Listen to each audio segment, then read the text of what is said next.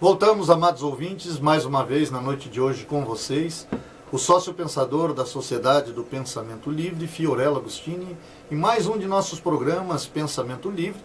Programa este que é uma realização da Sociedade do Pensamento Livre, com apoio cultural da Rádio Cidade FM 98.3, a sua rádio, a nossa rádio, a Rádio do Povo, e da Peixe e Vida, Aquários e Lagos Ornamentais de pequeno e grande porte. Então eu não sei se eu respondi a sua pergunta, quero retornar porque diz o seguinte: diante das reuniões da Sociedade do Pensamento Livre, quando se lê uma citação bíblica, nos tempos atuais, como a interpreta? Então eu quis dizer exatamente isso, entende? Você pode extrair coisas boas de todos os livros que você lê. E a Bíblia, longe de ser uma exceção. A Bíblia me ensina até hoje muitas coisas e sou um leitor assíduo da Bíblia, né? Principalmente o Novo Testamento. Agora, cada um acho que faz o uso de acordo com a sua conveniência pessoal, a sua necessidade pessoal, a sua crença pessoal. Mas volto a frisar, quando se trata de religião, eu acho que o mínimo que cada indivíduo devia fazer é exatamente buscar conhecer a sua religião.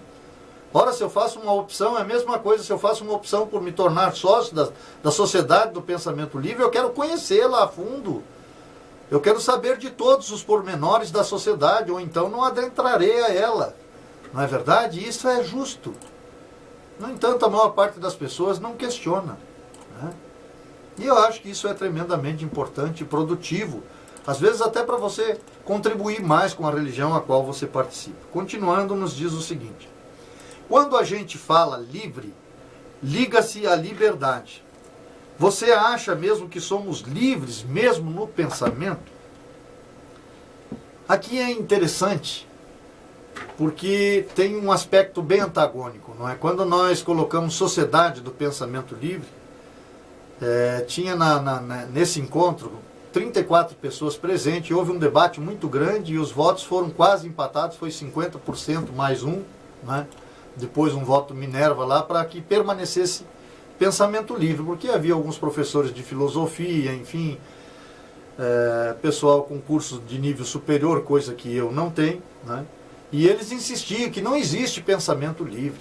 Nós estamos condicionados à cultura, enfim, uma série de fatores, a genética e por aí vai, né?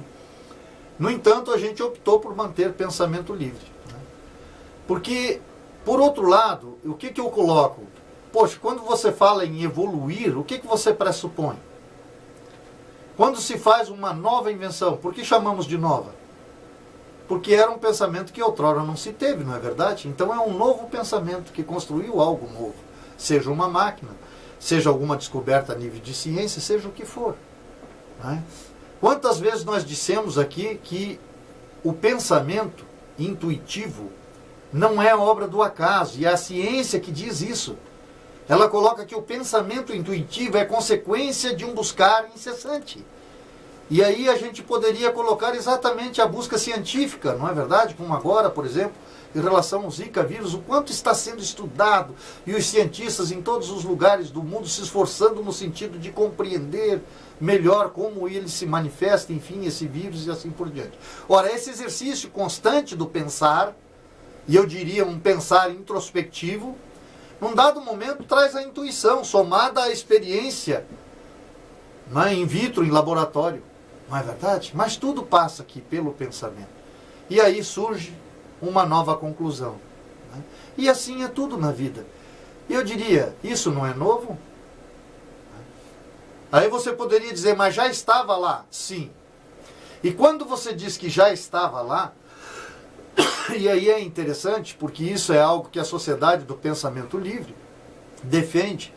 Nós defendemos que há um saber inconsciente, individual e coletivo,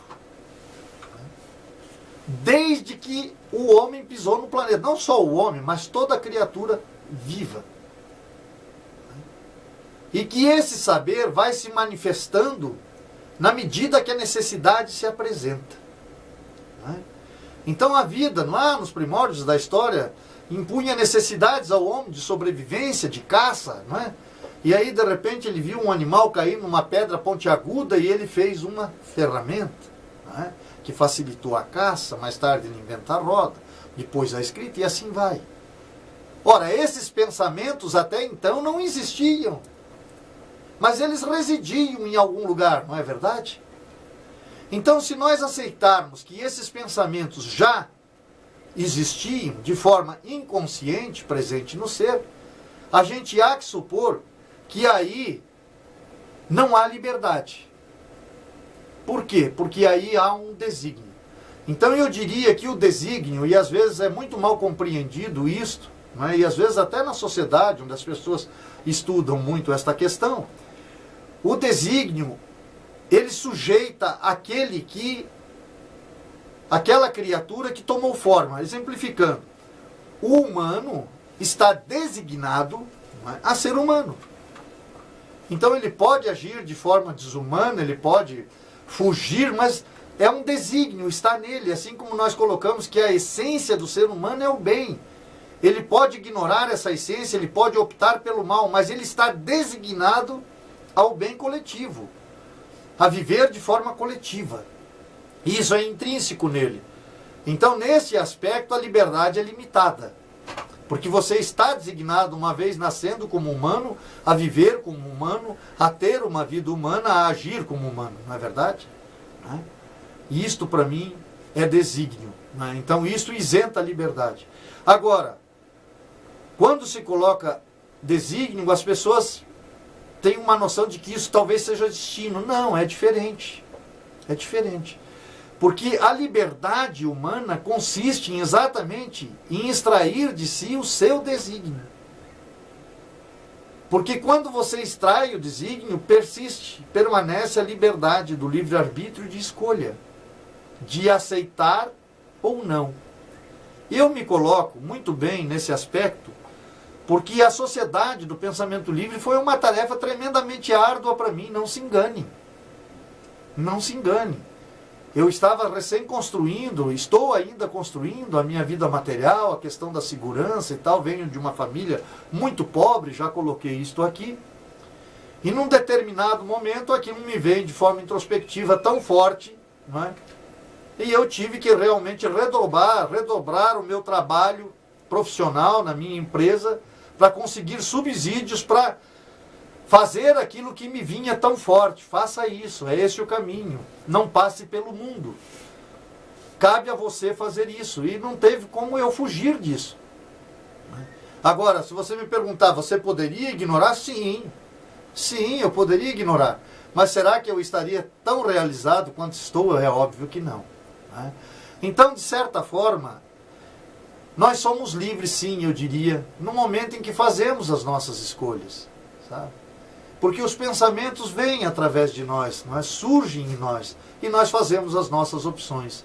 E penso que a introspecção, ela leva exatamente a esse conhecimento desse ser e desse saber inconsciente que reside no ser e que ainda não foi explorado a bom termo.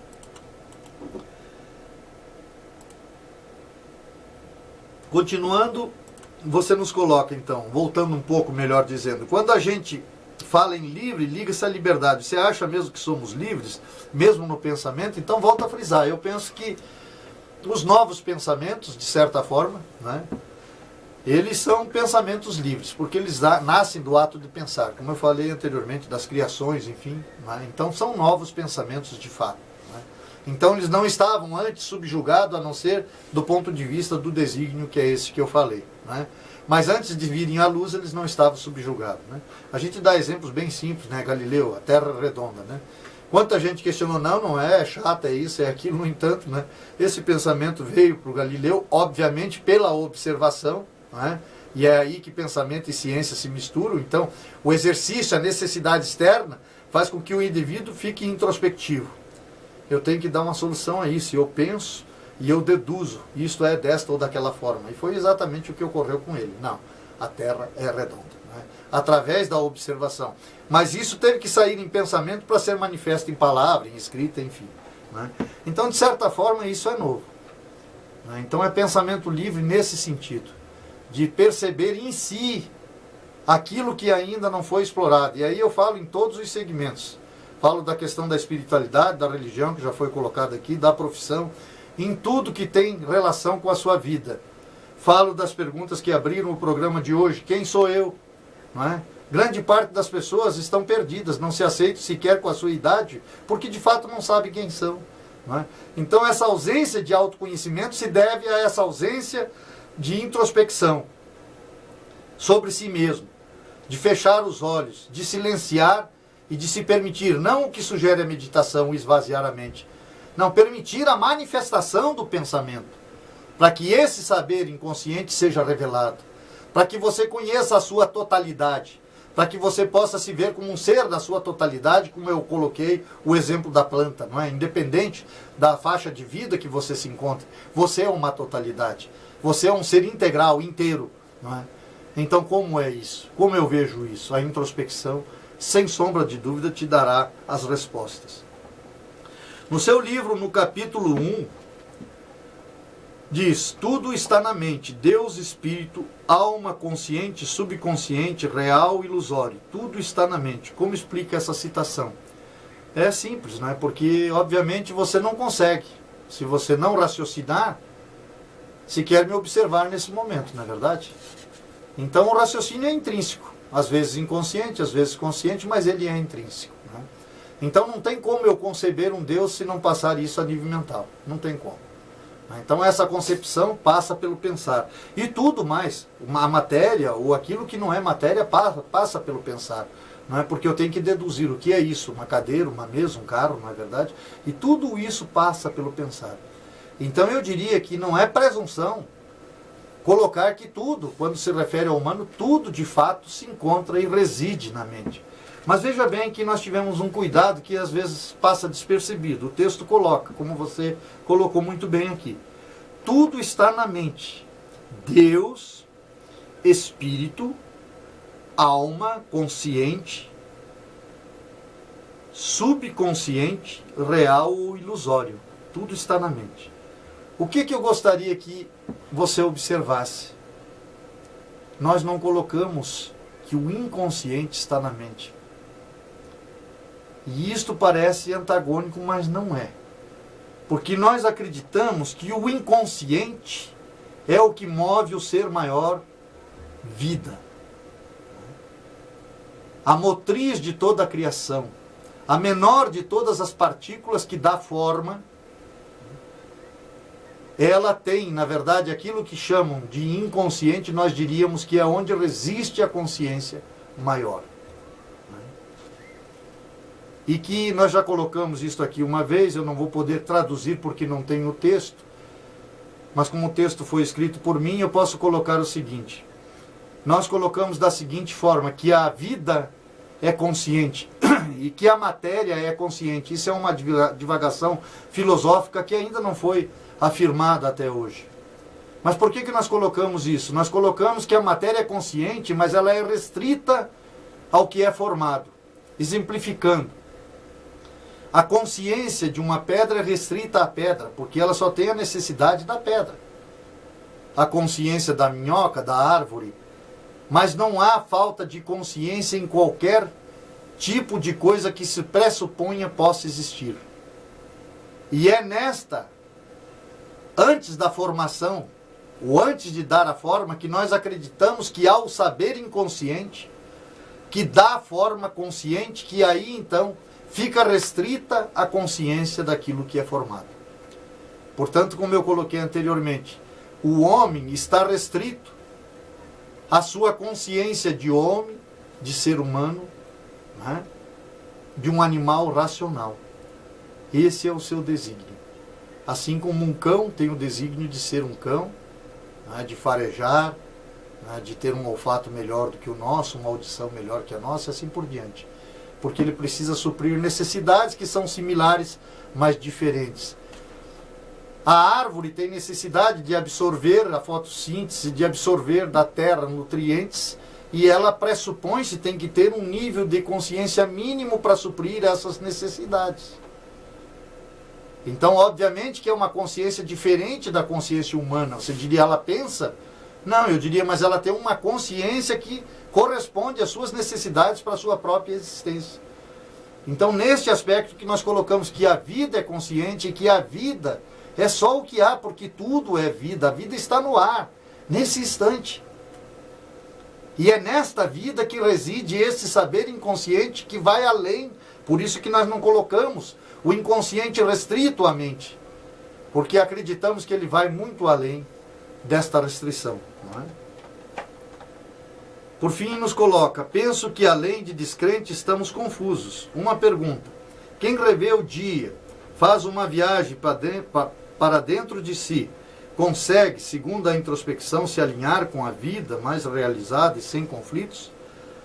É uma redundância quase para mim responder isso aqui, né? Porque a introspecção é a melhor amiga que se pode ter. Eu diria a você que, sinceramente, não tem nada similar à introspecção. No sentido da paz, sabe? Desse ser, da descoberta do ser integral. De quem eu sou, qual é a razão do meu existir, no que de fato eu creio, sabe? Então, a introspecção diária é um presente, ela não é um exercício, ela é um presente para aquele que o faz. Porque ele tem uma vida mais ajustada, uma vida mais sábia. Ele compreende a adversidade, ele entende a vida em todas as suas manifestações. Não é? E o que me entristece às vezes é saber que isto está acessível a todo ser e que as pessoas ignoram. Estabelecer esse elo de amizade consigo mesmo através do seu pensar, através da descoberta desta revelação inconsciente daquilo que reside em si e fora de si. Não é? Então eu não tenho dúvidas nenhuma, por isso que estou dentro desse projeto já há muitos anos, que a introspecção de tudo aquilo que a vida pode me oferecer é o maior presente que eu tive, porque me faz conviver bem com minha esposa, com os filhos, com amigos, com clientes, com familiares, enfim, me faz conviver bem comigo mesmo. Então sou muito grato à introspecção. Quero mais uma vez agradecer a todos os ouvintes que tiveram a paciência de acompanhar o programa da noite de hoje, que tiveram a paciência de nos acompanhar ao longo desses 2 anos, que mandaram perguntas, não é? Que tiveram participações no nosso programa. Agradecer intensamente, mais uma vez, a toda a equipe técnica, não é? Da Rádio Cidade 98.3, agradecer realmente pelo carinho aqui recebido. É uma amizade que jamais vai se dissipar, podem ter certeza que nós vamos conservar essa amizade, porque aprendi muito com vocês, acrescentou muito à minha vida ao longo desse tempo. E quero encerrar com algo intrínseco no ser, que eu espero que vocês se detenham, porque foi um poema que fiz outro dia e parece presunçoso dizer, né? Mas eu digo que a gente tem que admitir quando a gente gosta de algo também. E eu adorei esse poema. Então eu quero deixar para vocês esse poema como um até logo, que quem sabe logo a gente possa retornar novamente a trazer ao ar para vocês o programa Pensamento Livre. Ele nos diz o seguinte: só sabe o amar quem não se perdeu, quem a si se deu sem se roubar ou transformar, quem não abriu mão do que já sabia antes de aprender, quem não rompeu com o amor inato seu, quem não permitiu que o ser intruso tal molde pronto lhe furtasse a meninice. Só sabe o amar o que o amar não aprendeu, porque sempre soube que isto é eternamente seu. Um bom final de semana a todos e até breve.